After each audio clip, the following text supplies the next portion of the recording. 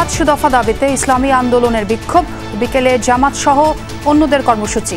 ফ্যাসিবাদ বিরোধী ঐক্যে ভাঙনের শঙ্কা এনসিপি গণ অধিকারের। যে চাপ আমরা কমিশনের উপরে একটা বিশেষ দল থেকে দেখতে পাচ্ছি, তাতে আমরা আবার হতাশ হচ্ছি। একটা আলোচনার টেবিলের যে আলাপ, সেইটাকে মাঠের জনশক্তি দিয়ে প্রভাবিত করার চেষ্টাটা, এটা কোনো গণতান্ত্রিক প্রক্রিয়া না। শেখ হাসিনা সহ আইন শৃঙ্খলা বাহিনীর শীর্ষ কর্মকর্তারা জুলাই গণহত্যার জন্য দায়ী। ট্রাইব্যুনালে দৃষ্টান্তমূলক শাস্তি চাইলেন নাহিদ ইসলাম। আমি যদি বেঁচে থাকতে চাই, অন্য সমন্বয়কদের যদি মুক্তি নিশ্চিত করতে চাই, তাহলে আমরা যাতে আন্দোলন থেকে সরে আসি, এই বিষয়টি তারা বারবার নিশ্চিত করতে চেয়েছিল। নরসিংদীতে বিএনপির দুপক্ষের সংঘর্ষে নিহত 1 জন, আহত 5। খবর সংগ্রহে যাওয়া যমুনা টেলিভিশনের সাংবাদিকের ওপর হামলা।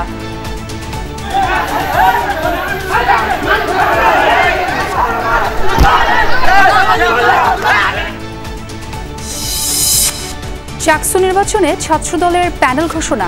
রাকসুতে উৎসবমুখর পরিবেশে চলছে প্রার্থীদের প্রচারণা। পাকিস্তানের সঙ্গে সৌদি আরবের ঐতিহাসিক প্রতিরক্ষা চুক্তি। কোনো দেশ আক্রান্ত হলে যৌথভাবে আগ্রাসন প্রতিহত করবে 2 দেশ।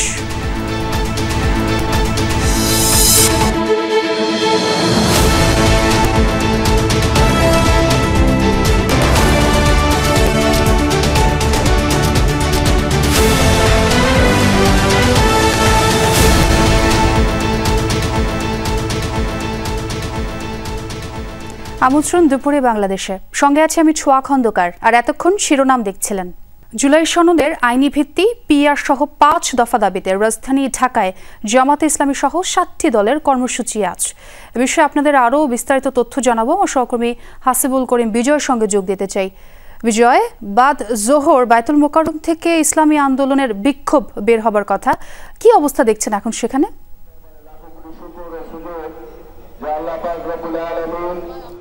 এখনো তারা বিক্ষোভ বের করেনি, তবে তারা তাদের সমাবেশ শুরু করেছে। এখানে তারা বিভিন্ন নেতাকর্মীরা জড়ো হচ্ছে এবং তারা বক্তব্য দিচ্ছে এবং তাদের যে দাবি, সেই দাবিগুলো জানাচ্ছে।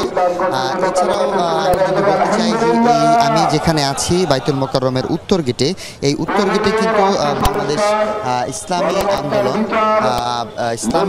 বাংলাদেশ যে দলটি, সেই দলের দাবি কিন্তু তারা জানাচ্ছেন। তারা মূলত 4টি দাবিতে আসলে এই বিক্ষোভ মিছিলে করছে। প্রথম দাবিটি হচ্ছে জুলাই সনদের ভিত্তিতে পিআর পদ্ধতিতে আগামী জাতীয় নির্বাচন অনুষ্ঠিত করতে হবে। এছাড়াও লেভেল প্লেইং ফিল্ড নিশ্চিত করতে হবে এবং গণহত্যার বিচার দৃশ্যমান করতে হবে। এছাড়াও বিশেষ ট্রাইব্যুনালের মাধ্যমে বিগত সরকারের বিচার দাবি করছে। এবং এছাড়াও যদি বলি যে 14 দলের জাতীয় পার্টি এবং 14 দলের বিচার তারা দাবি করছে এবং বিচারকালীন তাদের কার্যক্রম নিষিদ্ধেরও দাবি তারা জানাচ্ছেন। এছাড়াও যদি আমি যে দলগুলো বাংলাদেশ জামাত ইসলামী সহ আরও যে দলগুলো আসলে যে কর্মসূচি ঘোষণা দিয়েছে, সেই দলগুলো হচ্ছে বাংলাদেশ খেলাফত মজলিস, নেজামে ইসলামী পার্টি, বাংলাদেশ খেলাফত আন্দোলন ও জাতীয় গণতান্ত্রিক পার্টি এই কর্মসূচিগুলো আসলে পালন করবে। এই দলগুলো আসলে এক এক দল বেশ কয়েকটি দাবি আসলে তারা জানাচ্ছে। কেউ 5 দফা, কেউ 6 দফা, কেউ বা 7 দফা দাবি আসলে মূলত জানাচ্ছে। এছাড়াও যদি বলি যে তারা আসলে তাদের এখান থেকে সমাবেশ শেষ করে তারা মূলত আসলে প্রেস ক্লাবের উদ্দেশ্যে হয়তো তারা বিক্ষোভ মিছিল নিয়ে যাবে এবং এরপরে সেখানে একটি ক্ষুদ্র সমাবেশ করে সেখানে তারা সমাপ্তি ঘোষণা করবে। তাদের এরকম 3 দিন ব্যাপী আগামীকালকে জেলা শহর এবং পরবর্তীতে মফস্বল শহরগুলোতে তারা তাদের এই কার্যক্রম চালিয়ে যাবে। বিজয়, আপনি থাকুন সেখানে, আপনার সঙ্গে আবারও যোগ দেব, খবরাখবর জানবো। ধন্যবাদ আপনাকে। রাজধানীর আগারগাঁওয়ের নির্বাচন ভবনে ব্রিফিং করছেন ইসির সিনিয়র সচিব আক্তার আহমেদ। আমরা সরাসরি যাচ্ছি সেখানে। কে করবেন এটা তার বিষয়, কবে নাগাদ শুরু করবেন সেটা আমরা বলে দিতে পারবো। এটা একটু সময় দেন, শিডিউল ঘোষণার সাথে তো এটা সম্পর্কিত, আমরা এটা সিনক্রোনাইজ করে আমাদেরকে আপনাদের মাধ্যমে আবার সবাইকে জানিয়ে দেব।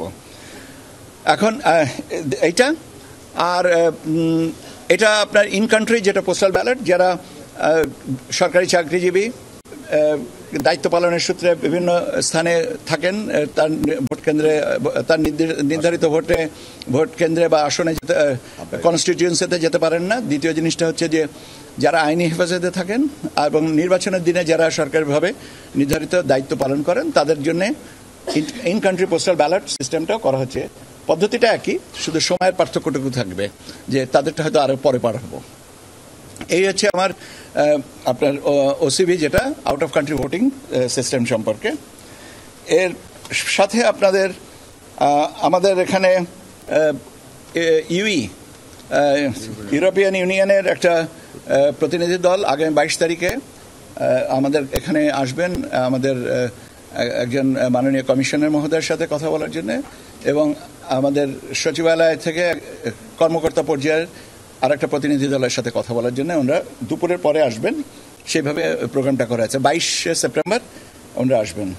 দল নিবন্ধনের বিষয়টা যেটা আছে, আপনারা জানেন যে 22টা দলের তথ্য আমরা মাঠ পর্যায় থেকে নিয়েছি। এখন এই 22টা দলের কার্যক্রম মোটামুটিভাবে যাচাই বাছাই করা আছে। মাননীয় প্রধান নির্বাচন কমিশনার মহোদয় আজকে সকালে ঢাকায় ফিরেছেন। আমরা আশা করছি যে আজকে তো হবে না, রোববার বা সোমবার নাগাদ আমরা এটাকে কমিশন মিটিংয়ে করে ফাইনালাইজ করে আপনাদেরকে জানাবো। সংলাপের ব্যাপারে শুধু স্টেক হোল্ডার্সদের সাথে সংলাপের ব্যাপারটাও আমরা কমিশন সভায় নিয়ে আসতে হবে, কারণ প্রধান নির্বাচন কমিশনার মহোদয় তো ছিলেন না দেশে। আমি সেজন্য আগেও বলেছি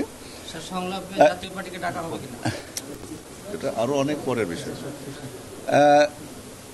আপনার আইন বিধিবিধান সংশোধনের বিষয়টা ছিল। আজকে আমরা দুটো আইনের সংশোধনের বিষয়টা উপদেষ্টা পরিষদ অনুমোদন করেছেন, কিন্তু এটা বিস্তারিত ব্যাখ্যাটা আমি বলবো না, কারণ এটা ওনাদের প্রাধিকার। আমাদের তথ্য উপদেষ্টা আমাদের প্রধান উপদেষ্টা তথ্য সচিব যিনি আছেন উনি ব্রিফ করবেন। কাজে এটা ওনার কাছ থেকেই আসুক, তারপরে আমরা না হয় স্পেসিফিক কোনো প্রশ্ন থাকলে আমি সেটাকে উত্তরটা দিব। আপনারা জানেন যে আমরা এবার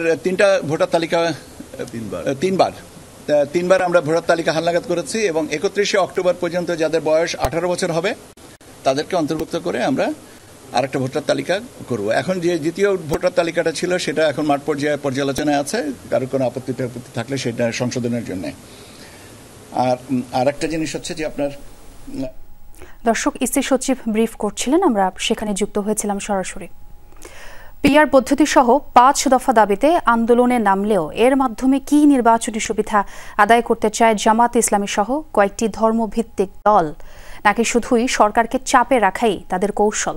জামাতে ইসলামীর সেক্রেটারি জেনারেল অবশ্য বলছেন বিএনপির প্রতি সরকারের পক্ষপাতিত্বের কারণেই আন্দোলন। একে রাজনৈতিক কৌশল হিসেবেও দেখছে আন্দোলনরত ইসলামী দলগুলো। তবে আন্দোলনে তাদের সাথে নেই এনসিপি ও গণ অধিকার পরিষদ। তারা বলছে এই ধরনের আন্দোলন ঐক্যে ভাঙন ধরাবে। আরিফুর রহমান সবুজের রিপোর্ট। জাতীয় ঐকমত্য কমিশনের বৈঠকে 84টি বিষয়ে সংস্কারে একমত হয়েছে রাজনৈতিক দলগুলো। এখন চলছে জুলাই সনদ বাস্তবায়নের প্রক্রিয়া নিয়ে আলোচনা। এর মাঝেই জুলাই সনদের বাস্তবায়ন, পিআর পদ্ধতিতে নির্বাচন, গণহত্যার বিচার সহ 5 দফা দাবিতে আন্দোলনে জামায়াতে ইসলাম, ইসলামী আন্দোলন বাংলাদেশ, খেলাফত মজলিস সহ 7 ধর্মভিত্তিক দল। এখানে সাধারণ মানুষ ভোট দিতে পারবে না, এটাই হলো বাস্তবতা। সনদ নিয়ে আলোচনার মাঝেই কেন এই আন্দোলন? জামায়াতে ইসলামী মনে করে বিভিন্ন ইস্যুতে বিএনপির প্রতি নমনীয় সরকার, এজন্য তাদের অনেক দাবি গুরুত্ব পায় না, তাই আন্দোলনের কৌশল দলটির। তবে একে আসন ভাগাভাগি বা নির্বাচনে সুবিধা নেয়ার কৌশল বলতে নারাজ জামায়াত সেক্রেটারির। যে চাপ আমরা কমিশনের উপরে একটা বিশেষ দল থেকে দেখতে পাচ্ছি, তাতে আমরা আবার হতাশ হচ্ছি। এই জন্য আমরা আমাদের দাবিটা জনগণকে জানাচ্ছি, জনগণ সচেতন হোক, সরকারের কানে যাক। আন্দোলন তো এই কারণেই, প্রত্যেকের অধিকার আছে না পার্লামেন্টে যাওয়া। নিবন্ধিত দল ইলেকশন করবে, তা ভাগাভাগি বলবেন কেন? জনগণ ভোট দিলে সে যাবে, না দিলে যাবে না। এই জন্য এই কথা যারা বলে আমাদের এই পিআরের আন্দোলনকে একটু চাপায় রাখতে চান, তাদের জন্য আমার এই কাউন্টার কথাটা থাকলো। জামায়াতে ইসলাম এবং খেলাফত মজলিসের দাবি 5 দফার সাথে একাত্ম 8টি রাজনৈতিক দল। ধাপে ধাপে আন্দোলনে যোগ দিবে তারাও। কেউ কনফিউশন আছে, কেউ মনে করে পরে যাওয়া উচিত, আর কেউ মনে আগে করা উচিত। তা আমরা আগে করার পক্ষপাতী। যারা এর সঙ্গে একমত তারা আন্দোলনে অংশ নিচ্ছেন বা নেবেন। তবে 8টি দলের মধ্যে জাতীয় নাগরিক পার্টি গণ অধিকার পরিষদের নাম আসলেও ঘোষিত আন্দোলন কর্মসূচির সাথে নেই তারা। দল দুটোর শীর্ষ নেতারা বলছেন জাতীয় পার্টি নিষিদ্ধ সহ কিছু দাবিতে সমর্থন থাকলেও এখনই আন্দোলনের পক্ষে নয় তারা। তারা নিম্নকক্ষে পিআরের জন্যও কিন্তু মাঠে এই কর্মসূচিগুলো দিচ্ছে, কিন্তু ওই ক্ষেত্রে কিন্তু আমরা একমত নই।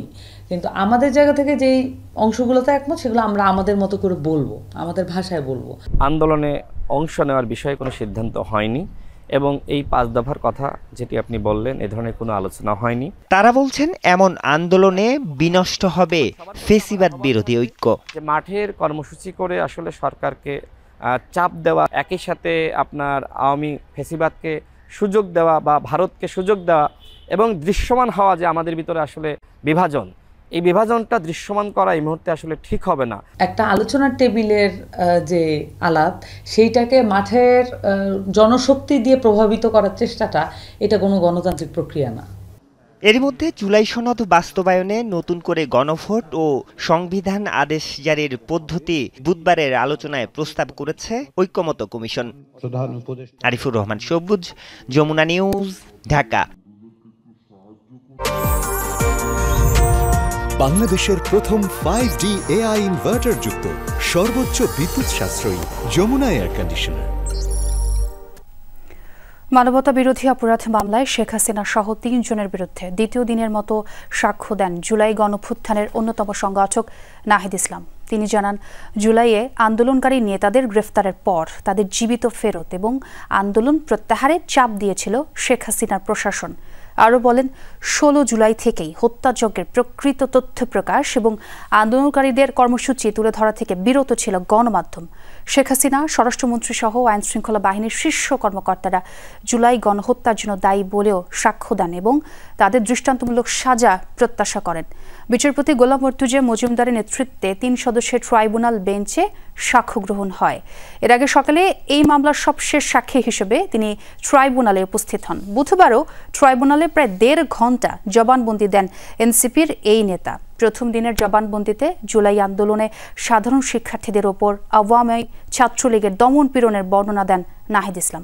এদিকে রামপুরায় কার্নিশে ঝুলে থাকা আমির হোসেনকে গুলি এবং 2 জনকে হত্যা মামলায় সাবেক ডিএমপি কমিশনার হাবিবুর রহমান সহ 5 জনের বিরুদ্ধে অভিযোগ গঠনের বিষয়ে আজ আদেশ দেবেন ট্রাইব্যুনাল।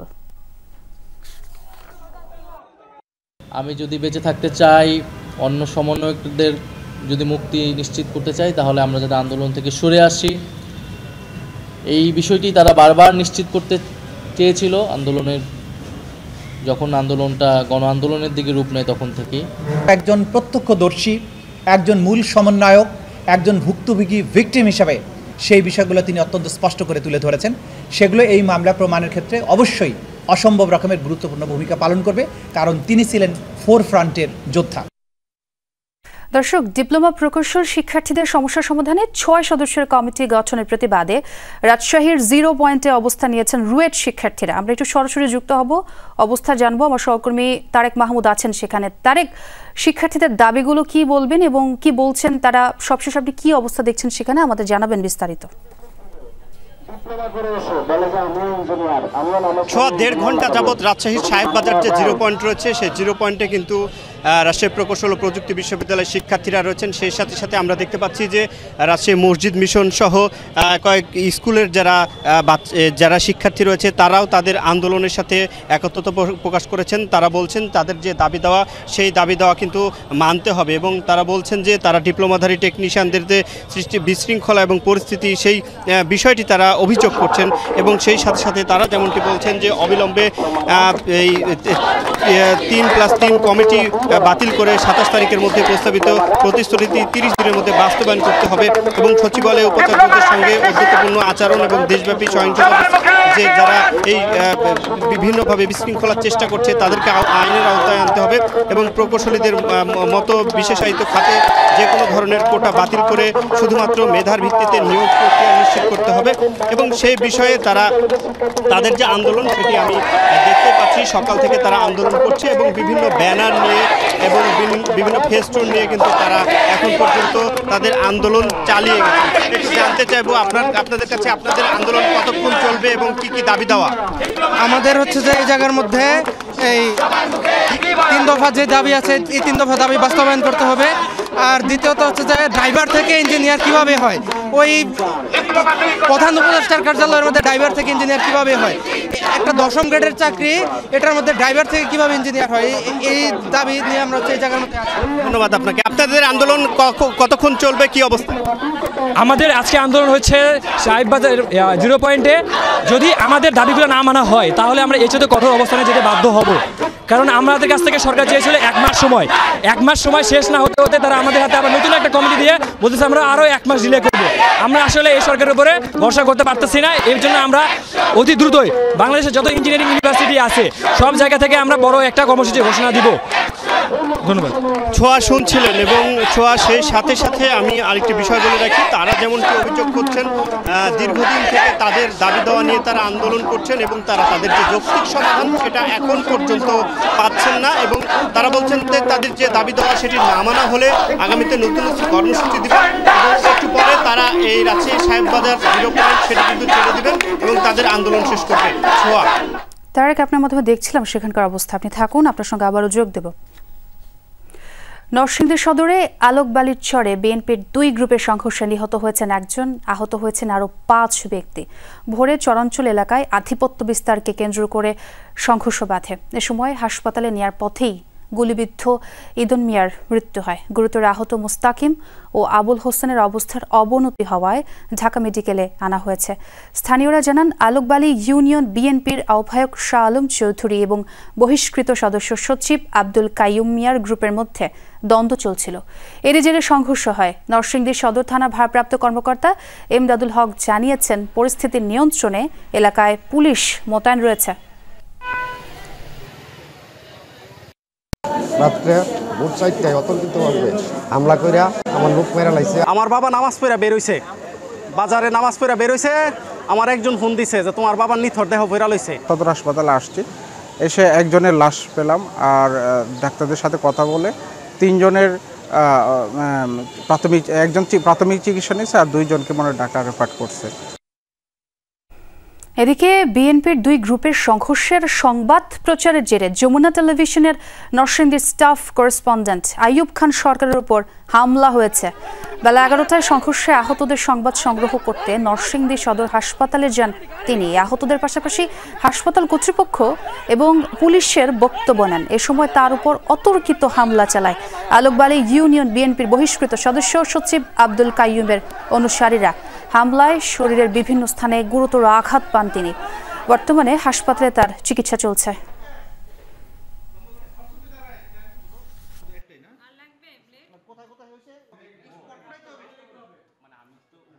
আসন্ন জাতীয় নির্বাচন সামনে রেখে জনগণের আস্থা অর্জনে কাজ করে যাচ্ছে বিএনপি।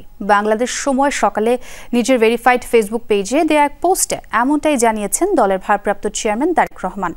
বলেন, দেশের প্রতিটি ভোটারের আস্থা অর্জন করাই বিএনপির প্রধান দায়িত্ব। ফেসবুক পোস্টে তারেক রহমান বলেন, তৃণমূল থেকে কেন্দ্র পর্যন্ত সাংগঠনিক কাঠামো মজবুত করা হচ্ছে। দুর্নীতি অসদাচরণের দায়ে 7,000-এর বেশি সদস্যের বিরুদ্ধে ব্যবস্থা নেওয়া হয়েছে। জানান, শৃঙ্খলা দুর্বলতা নয়, সেটি বিএনপির শক্তি। দলের সদস্যদের দায়বদ্ধ করার মাধ্যমেই বিএনপি সততার প্রমাণ দিয়েছে। তরুণদের গুরুত্ব দিয়ে শিক্ষা, স্বাস্থ্য, কর্মসংস্থান ও ডিজিটাল উদ্ভাবন সহ 31 দফা কর্মসূচির ভিত্তিতে বিএনপি নীতিমালা প্রণয়ন করেছে বলে জানান তারেক রহমান। একই সঙ্গে নারী ও তরুণ নেতৃত্বকে সামনে আনার প্রতিশ্রুতিও দেন তিনি। দলের নেতাকর্মীদের ঐক্যবদ্ধ থাকার আহ্বান জানিয়ে ভারপ্রাপ্ত চেয়ারম্যান বলেন, বাংলাদেশে একটি জবাবদিহিমূলক ও স্থিতিশীল রাষ্ট্র ব্যবস্থা গড়ে তুলতে বিএনপি দৃঢ় প্রতিজ্ঞ। রাজশাহী বিশ্ববিদ্যালয় কেন্দ্রীয় ছাত্র সংসদ রাকসু ও হল সংসদ নির্বাচনের প্রচারে ব্যস্ত প্রার্থীরা। 5ম দিন সকাল থেকেই একাডেমিক ভবন, আবাসিক হল, টুকিটাকি চত্বর সহ ক্যাম্পাসের বিভিন্ন স্থানে গণসংযোগ করেছেন প্রার্থীরা। শিক্ষার্থীদের বিভিন্ন সমস্যা সমাধানে কাজ করার আশ্বাস দিচ্ছেন তারা। রাকসুতে 23টি পদে লড়ছেন 247 প্রার্থী। এর মধ্যে ভিপি পদে 18, জিএস পদে 13 ও এজিএস পদে 16 জন প্রতিদ্বন্দ্বিতা করছেন। ছাত্রদল ও শিবির সমর্থিত সহ এ পর্যন্ত 12টি প্যানেল ঘোষণা করা হয়েছে। আগামী 25 সেপ্টেম্বর রাকসু ও হল সংসদের ভোট গ্রহণ হবে।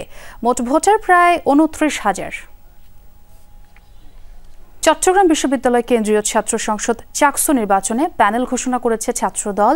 দুপুরে আনুষ্ঠানিকভাবে ভিপি পদে সাজ্জাদ হোসেন হৃদয়, জিএস পদে শাফায়েত হোসেন, এজিএস পদে আইয়ুবুর রহমান তৌফিক সহ 26 সদস্যের পূর্ণাঙ্গ প্যানেল ঘোষণা করা হয়। একই সাথে চলছে শেষ দিনের মতো মনোনয়নপত্র জমা দেওয়ার কার্যক্রম। সকাল 9:30 থেকে শুরু হয়ে চলবে বিকেল 5টা পর্যন্ত। প্রার্থী সংখ্যা বেশি থাকায় একদিন বাড়ানো হয় মনোনয়নপত্র জমাদানের সময়। বুধবার পর্যন্ত কেন্দ্রীয় ও হল সংসদে 1162 জন প্রার্থী মনোনয়নপত্র সংগ্রহ করেন। জমা দিয়েছেন 371 জন। যাচাই বাছাই শেষে প্রাথমিক প্রার্থী তালিকা 21 এবং চূড়ান্ত প্রার্থী তালিকা 25 সেপ্টেম্বর প্রকাশ করা হবে। আগামী 12 অক্টোবর হবে ভোট গ্রহণ। নিষিদ্ধ ঘোষিত দলের লোকজনকে বাড়ি ভাড়া না দিতে পুলিশের মাইকিং নিয়ে চাঞ্চল্য সৃষ্টি হয়েছে চট্টগ্রামে।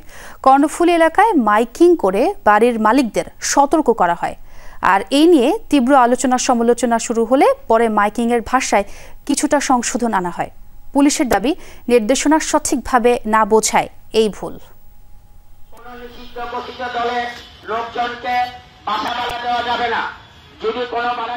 নিষিদ্ধ ঘোষিত দলের লোকজনকে বাসা ভাড়া না দিতে বুধবার বিকেলে চট্টগ্রামের কর্ণফুলী উপজেলার মজ্জারটেক এলাকায় এভাবে মাইকিং করা হয় থানা পুলিশের পক্ষ থেকে। সামাজিক যোগাযোগ মাধ্যমে ছড়িয়ে পড়া 1 মিনিট 47 সেকেন্ডের ভিডিওতে দেখা যায় সিএনজি অটোরিকশা যুগে মাইকিংয়ে এক ব্যক্তি বাড়ির মালিকদের উদ্দেশ্যে বলছেন, কর্ণফুলী থানা এলাকায় নতুন ভাড়াটিয়াদের ভোটার আইডি কার্ড ও অন্যান্য ডকুমেন্ট থানায় জমা দিতে হবে। নিষিদ্ধ ঘোষিত দলের লোকজনকে বাসা ভাড়া দিলে বাড়ির মালিককে সন্ত্রাসী কর্মকাণ্ডের সহযোগী হিসেবে আটক করা হবে। এমন মাইকিংয়ের পর কর্ণফুলী এলাকায় চাঞ্চল্য সৃষ্টি হয়। শুরু হয় পক্ষে বিপক্ষে আলোচনা সমালোচনা।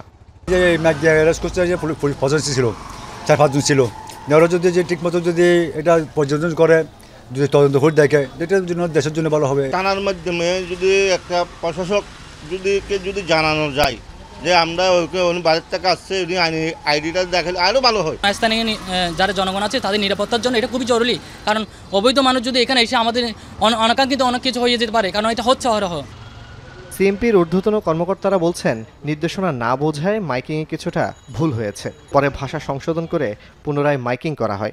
ওরা মেসেজটা দিতে একটু ভুল করেছে, হ্যাঁ, পরে আমি ওটা কারেকশন করে দিয়েছি। মেজবাড়িতে থাকে তারা ভাড়াটা নিয়ে, পরে ওখান থেকে যে হুট করে মিছিল টিছিল করে, যে যারা ভাড়াটে থাকে তাদের বিষয়ে একটু জেনে শুনে ভাড়াটে মানে জনসচেতনতা তৈরি করা হচ্ছে। এইটা জুবাইদ ইবনে শাহাদাত, যমুনা নিউজ, চট্টগ্রাম। বাগেরহাটে 4টি সংসদীয় আসন পুনর্বহালের দাবিতে তৃতীয় দিনের মতো নির্বাচন অফিসের সামনে অবস্থান কর্মসূচি পালন করছে সর্বদলীয় সম্মিলিত কমিটি। সকাল 9টা থেকে জেলা নির্বাচন অফিসের প্রধান ফটকের সামনে অবস্থান নেন আন্দোলনকারীরা। আসন্ন দুর্গাপূজা পর্যন্ত হরতাল অবরোধের মতো কঠোর কর্মসূচি না দিলেও দাবি আদায় না হওয়া পর্যন্ত অবস্থান কর্মসূচি অব্যাহত থাকবে বলে জানিয়েছেন আন্দোলনকারীরা। তারা বলছেন, নির্বাচন কমিশন বাগেরহাটের একটি সংসদীয় আসন কমিয়ে জনগণের আশা আকাঙ্ক্ষাকে উপেক্ষা করেছে। যদি 4টি আসন বহাল না রাখা হয় তাহলে লাগাতার অবরোধ, হরতালের হুঁশিয়ারিও দেন তারা। বিক্ষোভে বিএনপি, জামাত সহ বিভিন্ন রাজনৈতিক দলের নেতাকর্মীদের পাশাপাশি অংশ নিয়েছেন নানা শ্রেণী পেশার মানুষ। রাজনীতি ও নির্বাচনের ক্ষেত্রে দুর্নীতি দূর করতে না পারলে গণতান্ত্রিক প্রক্রিয়া পুনর্গঠন হবে না, আর এই কথা বলেছেন সুশাসনের জন্য নাগরিক সুজন সম্পাদক বদিউল আলম মজুমদার। দুপুরে রাজধানীর সিডাপ মিলনায়তনে গণতান্ত্রিক পুনর্গঠনের জন্য সংলাপ অনুষ্ঠানে এই কথা বলেন তিনি। বদিউল আলম মজুমদার বলেন, আইনি কাঠামো ঠিক থাকার পরও গত 3 নির্বাচনে দুর্নীতি হয়েছিল। দুর্নীতি ও দুর্বৃত্তায়ন দূর করা না গেলে ভোট সুষ্ঠু হবে না। অনুষ্ঠানে জ্বালানি উপদেষ্টা বলেন, পারস্পরিক আস্থা ও শ্রদ্ধা না থাকলে সংস্কার দিয়ে কাজ হবে না। বদ্ধ চিন্তাভাবনা নিয়ে রাজনীতি করলে 5 আগস্টের মতো পরিণতি আবারও ঘটতে পারে। উপদেষ্টা জানান, এলএনজি রপ্তানি সহ নানা খাতে বড় ধরনের দুর্নীতি করা হয়েছে। 3 মন্ত্রণালয় থেকে 45,000 কোটি টাকা বাঁচানো সম্ভব হয়েছে। একই অনুষ্ঠানে বিএনপির নেতা ডক্টর মঈন খান বলেন, রাষ্ট্রের নিরাপত্তার আগে সাধারণ মানুষের নিরাপত্তা নিশ্চিত করতে হবে। প্রথাগত পদ্ধতি থেকে বের হয়ে ভবিষ্যতের দিকে তাকিয়ে দেশকে গড়তে হবে। আমরা যদি এই দুর্নীতির ব্যাপক বিস্তার যদি আমরা রোধ করতে না পারি, তাহলে আমাদের যে সুষ্ঠু নিরপেক্ষ নির্বাচন নিশ্চিত করতে পারবো না এবং একই সাথে গণতান্ত্রিক উত্তরণ হবে না। নীতির কাজ হচ্ছে দুর্নীতি বন্ধ করা, কিন্তু এদেশে আইন করে নীতি করে দুর্নীতি করা হচ্ছে। প্রজন্মের প্রতি বিশ্বাস আছে যে তারা সত্যিকারভাবে তাদের যে ইকুইপমেন্ট কিন্তু বন্দুক নয়, তাদের ইকুইপমেন্ট হচ্ছে বই আর লাইব্রেরি আর ইন্টারনেট। স্বাস্থ্য খাত থেকে সিন্ডিকেট করে অর্থ আত্মসাৎ ও পাচারে জড়িত থাকার অভিযোগে আলোচিত ঠিকাদার মোত্তাজ্জেরুল ইসলাম মিঠুর 5 দিনের রিমান্ড মঞ্জুর করেছেন আদালত। দুপুরে শুনানি শেষে ঢাকার মেট্রোপলিটন সিনিয়র স্পেশাল জজ মোহাম্মদ সাব্বির ফয়েজ তার এই রিমান্ড মঞ্জুর করেন। এদিন কারাগার থেকে মিঠুকে আদালতে হাজির করা হয়। দুদক তাকে জিজ্ঞাসাবাদের জন্য 10 দিনের আবেদন করে। উভয় পক্ষের শুনানি শেষে আদালত তার জামিন নামঞ্জুর করে 5 দিনের রিমান্ড মঞ্জুর করেন। 75 কোটি 80 লাখ টাকার অবৈধ সম্পদ অর্জনের অভিযোগে গত 10 সেপ্টেম্বর মিঠুর বিরুদ্ধে মামলা করেন দুদকের উপপরিচালক সাইদুজ্জামান। ওই দিন রাতে তাকে রাজধানীর গুলশান থেকে গ্রেফতার করা হয়। এই মামলার এজাহার পূর্ববর্তী মামলার এজাহারের সাথে সেম। পূর্ববর্তী মামলা যদি ফাইনাল রিপোর্ট হয় তাই এই মামলা চলতে পারে না। মালামাল না এনেও অনেক সময় বিল সাবমিট করতেন হেলথ ডিপার্টমেন্টের কর্মকর্তাদের সাথে যোগসাজশ করে, অনেক সময় অচল জিনিসপত্র নিয়ে আসতেন, সেটাকে সচল এবং দামি জিনিস হিসেবে গণ্য করে সেগুলোকে বিক্রি করতেন। তো সেই সমস্ত জিনিসগুলোর সাথে তার সাথে কারা কারা লিঙ্ক আছে সেই জিনিসগুলোকে ধরার জন্যই আমরা আসলে রিমান্ডের প্রয়োজনীয়তা বিজ্ঞ আদালতকে বোঝাতে পেরেছি। লিবিয়ার ডিটেনশন সেন্টার থেকে দেশে ফিরলেন 176 বাংলাদেশি। সকাল 9:45টায় তারা ঢাকা শাহজালাল আন্তর্জাতিক বিমানবন্দরে এসে পৌঁছান। দেশটির বাংলাদেশ দূতাবাস এবং আন্তর্জাতিক অভিবাসন সংস্থা IOM এর সহায়তায় দেশে ফেরার সুযোগ তৈরি করে দেয়া হয়। বুধবার ত্রিপোলির তাজুরা ডিটেনশন সেন্টার থেকে দেশের উদ্দেশ্যে রওনা দেন তারা। সকালে বুরাক এয়ারলাইন্সের মাধ্যমে হযরত শাহজালাল আন্তর্জাতিক বিমানবন্দরে পৌঁছায় দলটি। রাষ্ট্রদূত মেজর জেনারেল আবুল হাসনাত মোহাম্মদ খায়রুল বাশারের নেতৃত্বে দূতাবাসের একটি প্রতিনিধি দল লিবিয়া থেকে তাদের বিদায় জানায়। লিবিয়ার বিভিন্ন ডিটেনশন সেন্টারে আটক বাংলাদেশি নাগরিকদের নিরাপদ প্রত্যাবাসনের লক্ষ্যে কাজ করে যাচ্ছে সেখানকার বাংলাদেশি দূতাবাস। দালালের সাথে কথা হয়েছে যে আমাকে বডি কন্ট্রাক্টে নিয়ে যাবে 22 লক্ষ টাকা, তো 12 লক্ষ টাকা লিবিয়া থাকতে দিতে হবে আর 10 লক্ষ টাকা ওভার গেলে দিতে হবে।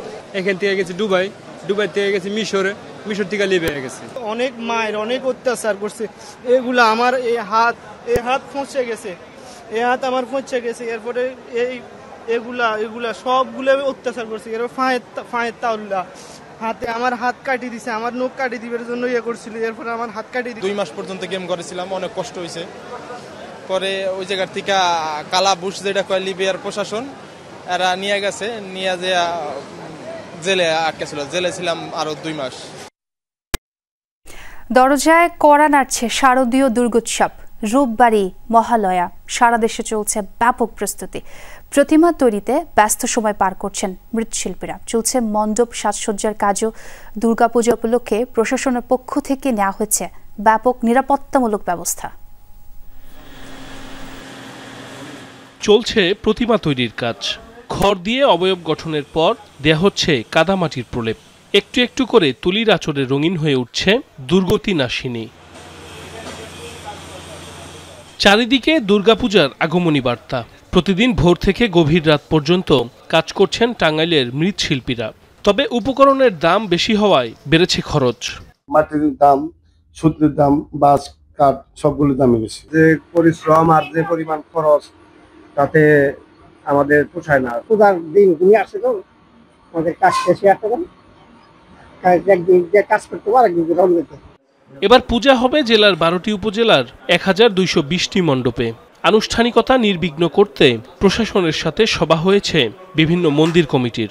প্রতিটা মণ্ডপে সিসি ক্যামেরা এবং স্বেচ্ছাসেবক বাহিনী গঠন করা বা আমাদের প্রত্যেকটা মন্দিরে পাহারার ব্যবস্থা এগুলো আমরা জোরদার করেছি। অধিক গুরুত্বপূর্ণ কিছু জায়গাগুলোতে আমাদের সরাসরি জেলা পুলিশের সদস্যরা উপস্থিত থাকবেন এবং কিছু এলাকা ভিত্তিক কিছু পূজা মণ্ডপকে কেন্দ্র করে আমরা মোবাইল টিম, আমরা প্রায় 155টি মোবাইল টিম এই জেলাতে আমরা কার্যকর করব, যারা কিনা পূজা মণ্ডপকে ঘিরে আইন শৃঙ্খলা পরিস্থিতি নিয়ন্ত্রণ করবেন। ঝিনাইদহেও পুরোদমে চলছে দুর্গোৎসবের প্রস্তুতি। 7টি বেড়ে জেলায় এবার পূজা হচ্ছে 442টি মণ্ডপে।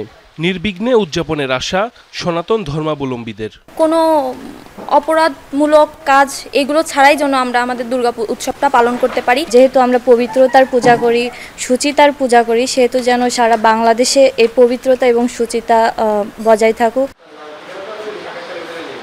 পূজা উৎসবকে ঘিরে যে কোনো অপ্রীতিকর পরিস্থিতি এড়াতে সতর্ক রয়েছে আইনশৃঙ্খলা রক্ষাকারী বাহিনী। কোনো অসাম্প্রদায়িক শক্তি যেন এই আনন্দটাকে মাটি করতে না পারে, সেই লক্ষ্যে কিন্তু আমাদের ঝিনাইদহ পুলিশের যে নিরাপত্তা, এই নিরাপত্তা আমাদের রয়েছে।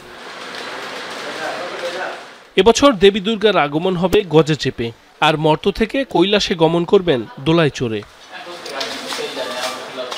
সাইফ আহমেদ, যমুনা নিউজ। শারদীয় দুর্গোৎসব উপলক্ষে বাংলাদেশ থেকে ভারতের ত্রিপুরা রাজ্যের আগরতলায় গেল কাঙ্ক্ষিত ইলিশ। দুপুরে আখাউড়া স্থলবন্দর দিয়ে 2টি ট্রাকে 1200 কেজি মাছ রফতানি করা হয়। ভারতের বাজারে প্রতি কেজি ইলিশের রপ্তানি মূল্য নির্ধারণ করা হয়েছে $12.5 মার্কিন, যা বাংলাদেশি টাকায় প্রায় 1525 টাকা। রাজস্ব কর্মকর্তা ওয়াহিদুজ্জামান খান জানান, বন্দরে ইলিশ মাছ ভর্তি একটি ট্রাক ভারতে প্রবেশের অপেক্ষায় রয়েছে। ভারতে 1200 টন ইলিশ রফতানির অনুমোদন দেয় সরকার। আগামী 5 অক্টোবরের মধ্যে ইলিশ রফতানি কার্যক্রম শেষ করতে হবে। ইলিশ রফতানি একসময় উন্মুক্ত থাকলেও 2012 সালে উৎপাদন সংকটের কারণে তা বন্ধ করে দেওয়া হয়। তবে 2019 সাল থেকে দুর্গা পূজা উপলক্ষে বিশেষ বিবেচনায় সীমিত পরিমাণে রফতানির সুযোগ দেয়া হচ্ছে। এবারও যোগান সংকট ও অতিরিক্ত মূল্যের কারণে রফতানির লক্ষ্য অর্জন নিয়ে সংশয় রয়েছে। প্রতি বছর দুর্গাপূজা উপলক্ষে ভারতে ইলিশ রপ্তানি হয়। এই বছর বাণিজ্য মন্ত্রণালয় 1250 মেট্রিক টন মাছের রপ্তানি অনুমোদন দিয়েছে। আজকে সকালে শিপমেন্টে আমরা 12.5 টন মাল, প্রায় 1250 কেজি মাল আমরা রপ্তানি করেছি। বিকেলেও আরও 1250 কেজি মাছ রপ্তানি হবে। সরবরাহ সীমিত থাকায় গত 2 দিনে বেনাপোল বন্দরে মোট 56 টন ইলিশ রপ্তানি হয়েছে। এর মধ্যে মঙ্গলবার রাতে 37 টন এবং আজ 19 টন ইলিশ ভারতে পাঠানো হয়েছে। বেনাপোল মৎস্য কোয়ারেন্টাইন অফিসার সজীব সাহা জানান, পরীক্ষা শেষে তাদের অনুমতি দেওয়া হয়েছে। প্রতিটি চালান নিরাপদ ও উচ্চমানের। রপ্তানিকারক প্রতিষ্ঠান সততা ফিশের ব্যবস্থাপক রেজাউল করিম বলেন, দুর্গাপূজার কারণে ইলিশের চাহিদা বেশি। 37টি প্রতিষ্ঠানকে 1200 মেট্রিক টন ইলিশ মাছ রপ্তানির জন্য অনুমতি প্রদান করা হয়েছে। এরই ধারাবাহিকতায় প্রথম দিনে 6টি প্রতিষ্ঠান 37.46 মেট্রিক টন ইলিশ মাছ ইতিমধ্যে ভারতে রপ্তানি করেছে। আঞ্চলিক জোট হিসেবে সার্কের সক্ষমতা কাজে লাগাতে পারেনি কোনো দেশ, অথচ B2Bর আওতায় এখানে $5 ট্রিলিয়ন বাণিজ্য সম্ভব। সেজন্য মুক্ত বাণিজ্য চুক্তি নিয়ে নতুন করে ভাবতে হবে, এমন মন্তব্য করেছেন বাণিজ্য সচিব মাহবুবুর রহমান। সকালে রাজধানীতে সাউথ এশিয়া ট্রেড ফেয়ার উদ্বোধন করেন তিনি। এবারের আয়োজনে অংশ নিচ্ছে শতাধিক প্রতিষ্ঠান, যেখানে দাপট মূলত পাকিস্তানের উদ্যোক্তাদের। আরও আছে বাংলাদেশ, শ্রীলঙ্কা ও আফগানিস্তানের স্টল। তবে আসেননি ভারত, নেপাল ও মালদ্বীপের ব্যবসায়ীরা। বুটিক, জুয়েলার্স, খাবার, হোম ডেকোরেশন ও ইলেকট্রনিক পণ্যের পসরা নিয়ে হাজির হয়েছেন সবাই। উদ্বোধনী অনুষ্ঠানে সার্ক সচিবালয়ের প্রতিনিধিরা বলেন, এই রাষ্ট্র জোটকে কার্যকর করা হয়েছে। তাহলে মার্কিন ট্যারিফের মতো অনেক ইস্যু আসিয়ানের আদলে জোটবদ্ধ হয়ে মোকাবেলা করা সম্ভব। সুযোগ আছে সব দেশের পর্যটন নিয়ে নতুনভাবে বিনিয়োগের। $5 ট্রিলিয়ন আপনার ইকোনমি, এবং সেখানে আমরা আমাদের যে বিজনেস অনেক ছোট বিজনেস, তো এখানে এই সার্কটাকে আমি মনে করি যে আমাদের স্পিড আপ করা দরকার। অ্যাটলিস্ট ব্যবসা টু বিজনেস আমরা সেটা বাড়াতে পারি। সাফটার আওতায় দক্ষিণ এশিয়ার দেশগুলো যে মুক্ত বাণিজ্য চুক্তি করেছিল সেটি কার্যকর ছিল মাত্র ৩ বছর। তারপরে সার্বিক গতিতে কিছুটা নেতিবাচক ধারা আসতে শুরু করে। তার মানে আঞ্চলিক শক্তিকে পুরোপুরি কাজে লাগাতে পারেনি কোনো দেশই। কিছুদিন পরেই এলডিসি থেকে বেরিয়ে যাওয়ার পরিকল্পনা করছে বাংলাদেশ ও নেপাল, কিন্তু এই দুটি দেশও এখনো নিজেরা আলোচনা করেনি যে তারা বের হয়ে যাওয়ার পরে কিভাবে এক হয়ে দক্ষিণ এশিয়ার জন্য কাজ করতে পারে। জুলাই আন্দোলনের সময় ক্ষতিগ্রস্ত শিল্প প্রতিষ্ঠানের বীমা দাবি পরিশোধ না করার সিদ্ধান্ত নিয়েছে বীমা উন্নয়ন ও নিয়ন্ত্রণ কর্তৃপক্ষ আইডিআরএ। এর সিদ্ধান্তের সঙ্গে দ্বিমত পোষণ করেছে Bangladesh Textile Mills Association BTMA. সংস্থাটি ক্ষতিগ্রস্ত শিল্প প্রতিষ্ঠানগুলোর পক্ষে অর্থ উপদেষ্টা ও আইডিআরএ চেয়ারম্যানকে দেয়া এক চিঠিতে এই সিদ্ধান্ত পুনর্বিবেচনার আহ্বান জানিয়েছে। চিঠিতে বলা হয়, মার্চে সাধারণ বীমা কর্পোরেশন 2024 সালের জুলাই আগস্টের ঘটনাবলীকে গণঅভ্যুত্থান হিসেবে চিহ্নিত করেছে। এই কারণে অগ্নি বীমা বা শিল্প ঝুঁকি বীমার আওতায় থাকা দাঙ্গা, নাগরিক বিশৃঙ্খলা ও বিদ্বেষমূলক ক্ষতির কভারেজ থেকে কোনো দাবি পরিশোধযোগ্য হবে না। বিটিএমএ বলছে, এই ধরনের একতরফা ও ত্রুটিপূর্ণ সিদ্ধান্ত শিল্প ও অর্থনীতির জন্য মারাত্মক ক্ষতিকর। ব্যবসায়ীদের অভিযোগ, ক্ষতিগ্রস্ত বীমা গ্রহীতাদের কোনো প্রতিনিধি ছাড়াই এমন সিদ্ধান্ত নেওয়া হয়েছে। বীমা দাবির অর্থপ্রাপ্তি একতরফাভাবে বাতিল করা হলে তা অসাংবিধানিক হবে। একই সঙ্গে আগামী 90 দিনের মধ্যে ক্ষতিগ্রস্ত শিল্প প্রতিষ্ঠানের বীমা দাবি নিষ্পত্তির দাবি জানানো হয়েছে। ন্যাটোর মতো প্রতিরক্ষা চুক্তিতে আবদ্ধ হল সৌদি আরব, পাকিস্তান। বহিঃশত্রুর হামলাকে দেখা হবে যৌথ আগ্রাসন হিসেবে। এক দেশ আক্রমণের শিকার হলে যৌথভাবে জবাব দেবে দুই পক্ষই। পারমাণবিক শক্তিধর ইসলামাবাদের সাথে রিয়াদের চুক্তিটিকে ঐতিহাসিক আখ্যা দেওয়া হচ্ছে। বলা হচ্ছে, পারস্পরিক প্রতিরক্ষা সহযোগিতা বৃদ্ধি এবং কয়েক দশকের পুরানো নিরাপত্তা অংশীদারিত্বকে শক্তিশালী করবে এই সমঝোতা। জাতীয় নিরাপত্তার স্বার্থে পাক সৌদি চুক্তি পর্যালোচনা করবে বলে জানিয়েছে ভারত। এভাবেই F-15 ফাইটার জেটের বহর দিয়ে সৌদি আরবের আকাশসীমায় স্বাগত জানানো হয় পাকিস্তানের প্রধানমন্ত্রী শেহবাজ শরীফকে। কেবলমাত্র বিশেষ রাষ্ট্রীয় অতিথিকেই এমন সম্মাননা জানায় সৌদির রয়্যাল এয়ারফোর্স। বুধবার রাষ্ট্রীয় সফরে রিয়াদ যান পাক প্রধানমন্ত্রী। যুবরাজ মোহাম্মদ বিন সালমানের সঙ্গে দ্বিপাক্ষিক বৈঠকে অংশ নেন তিনি। এরপরই মধ্যপ্রাচ্যের অন্যতম শক্তিশালী দেশটির সাথে প্রতিরক্ষা সংক্রান্ত ঐতিহাসিক চুক্তিতে স্বাক্ষর করেন শেহবাজ শরীফ। চুক্তি অনুসারে সৌদি আরব কিংবা পাকিস্তান কোনো একটি দেশ বহিঃশত্রুর হামলার শিকার হলে সেটিকে যৌথ আগ্রাসন হিসাবে দেখবে রিয়াদ, ইসলামাবাদ। এক দেশ আক্রমণের শিকার হলে যৌথভাবে জবাব দেবে দুই দেশ, যা অনেকটাই সামরিক জোট ন্যাটোর আর্টিকেল 5-এর সাথে সাদৃশ্যপূর্ণ। বিশ্লেষকদের মত, এ ধরনের প্রতিরক্ষা সহযোগিতা বদলে দিতে পারে আরব বিশ্বের নিরাপত্তা বিষয়ক চিন্তাধারা। এটা অনেক বড় সাফল্য। ইসরায়েলি আগ্রাসনের পর আরব বিশ্বে নতুন নিরাপত্তা চিন্তাধারার প্রতিফলন এটি। কারণ কাতারে আক্রমণ করা গেলে হামলার শিকার হতে পারে প্রতিবেশী অন্য দেশও। এ কারণেই সৌদি আরব তার সবচেয়ে আন্তরিক বন্ধু পাকিস্তানের দিকে ঝুঁকছে। চুক্তিতে দ্বিপাক্ষিক প্রতিরক্ষা সহযোগিতা বৃদ্ধির কথাও বলা হয়েছে। আঞ্চলিক ও বৈশ্বিক শান্তি অর্জনে চুক্তিটি গুরুত্বপূর্ণ ভূমিকা রাখবে বলে আশা প্রকাশ করেছে রিয়াদ ও ইসলামাবাদ। এদিকে জাতীয় নিরাপত্তার পাশাপাশি আঞ্চলিক ও বৈশ্বিক স্থিতিশীলতার স্বার্থে সৌদি পাকিস্তান চুক্তিটি গভীরভাবে পর্যালোচনা করবে ভারত। পররাষ্ট্র মন্ত্রণালয় প্রকাশিত এক বিবৃতিতে একথা জানায় নয়াদিল্লি। ভবিষ্যতে আরও দুই দেশ পাকিস্তানের সাথে একই ধরনের চুক্তিতে স্বাক্ষর করবে বলেও শোনা যাচ্ছে। অনিক রহমান, যমুনা নিউজ। যুক্তরাষ্ট্রের ফ্যাসিবাদ বিরোধী গোষ্ঠীকে জঙ্গি সংগঠন হিসেবে ঘোষণা করলেন প্রেসিডেন্ট ডোনাল্ড ট্রাম্প। বুধবার এক পোস্টে কয়েক দশকের পুরানো কট্টর বামপন্থী আন্দোলন অ্যান্টিফাকে কালো তালিকাভুক্ত করার সিদ্ধান্ত জানান তিনি। কেবল তাই নয়, যে বা যারা এই গোষ্ঠীকে অর্থায়ন করবে তাদের বিরুদ্ধেও নেওয়া হবে আইনি ব্যবস্থা। সম্প্রতি ট্রাম্পের ঘনিষ্ঠ মিত্র ডানপন্থী চার্লি কার্ক হত্যাকাণ্ডের জেরে এমন পদক্ষেপ বলে ধারণা করা হচ্ছে। কালো পোশাকে ফ্যাসিবাদ, বর্ণবাদ আর কট্টর ডানপন্থার বিরুদ্ধে বিক্ষোভ। গত কয়েক বছরে অনেকবারই এমন ঝটিকা মিছিলে দেখা গেছে অ্যান্টিফা মতবাদীদের।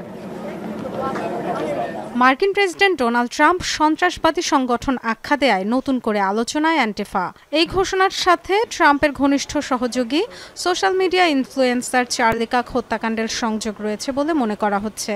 যদিও কার্কের সন্দেহভাজন হত্যাকারীর সাথে বামপন্থার কোনো যোগসাজশ থাকার প্রমাণ মেলেনি এখনো।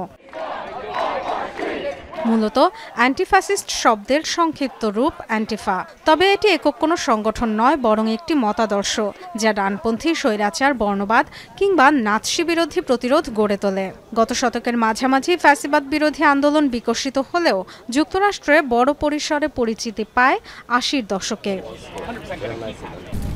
সাংগঠনিক কাঠামো না থাকায় আনুষ্ঠানিক নেতাও নেই অ্যান্টিফা গোষ্ঠীর। সাধারণত মিছিল সমাবেশের মধ্য দিয়ে প্রতিবাদ জানালেও কখনো কখনো আত্মরক্ষার নামে সহিংস কৌশল ব্যবহার করাকেও ন্যায্য বলে মনে করে তারা, যার নজিরও রেখেছে বেশ কয়েকবার।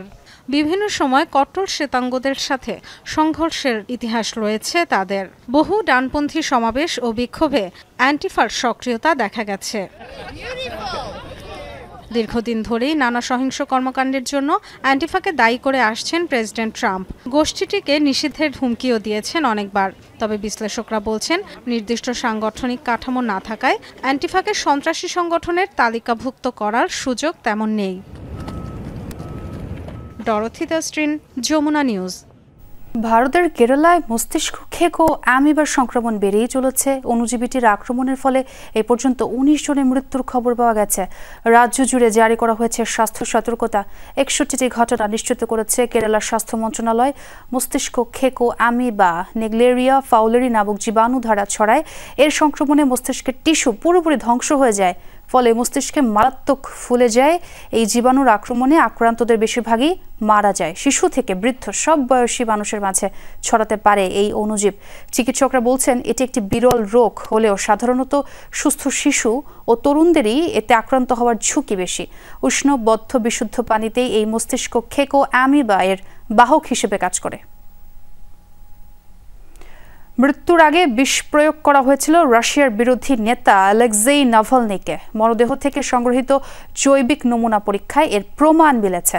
বুধবার এক ভিডিও বার্তায় এমন দাবি করেছেন তার স্ত্রী ইউলিয়া নাভালনায়া। জানান, ২০২৪ সালে নাভালনির শরীর থেকে গোপনে জৈবিক নমুনা সংগ্রহ করে তা বিদেশের ২ পরীক্ষাগারে পাঠানো হয়, যাতে বিষ প্রয়োগের প্রমাণ মেলে। ভিডিওতে স্বামীর মৃত্যুর জন্য রুশ প্রেসিডেন্ট ভ্লাদিমির পুতিনকে আবারও দায়ী করেন ইউলিয়া। ২০২১ সালে কারাবন্দী হন ভ্লাদিমির পুতিনের কট্টর সমালোচক হিসেবে পরিচিত আলেক্সেই নাভালনি। পুতিনের প্রতিদ্বন্দ্বীও মনে করা হতো তাকে। ২০২৪ সালের ১৬ ফেব্রুয়ারি হঠাৎ করেই সাইবেরিয়ার একটি কারাগারে বন্দী অবস্থায় মৃত্যু হয় নাভালনির। দর্শক, এ ছিল দুপুরে বাংলাদেশে। এতক্ষণ যারা সঙ্গে ছিলেন সবাইকে ধন্যবাদ।